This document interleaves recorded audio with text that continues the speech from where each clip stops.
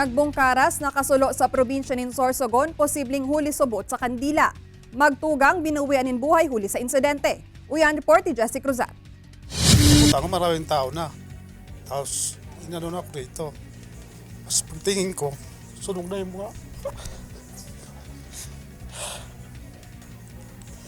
Sunog na yung mga anak ko dito. Gadan ang 18 anyos asin 11 anyos na magtugang.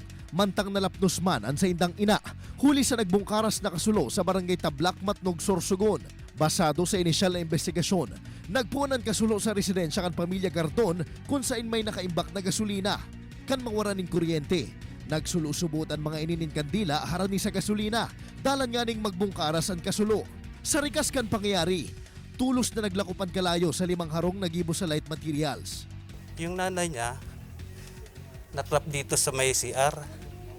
Kasi tumakbo siya sa CR eh. Ngayon, buti lang yung mga tao rito, nagbayanihan.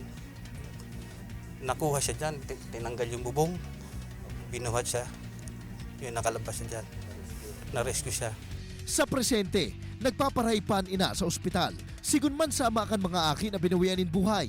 Gikan subuot sinda sa pagsisira. Alagad inabutan niyang nasusulo na sa indang harong.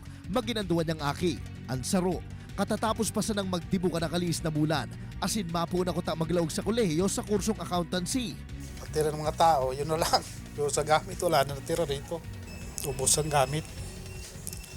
Sana kung may tutulong, di tumulong. Kung ano lang, ano sa gobyerno, okay na sa ako.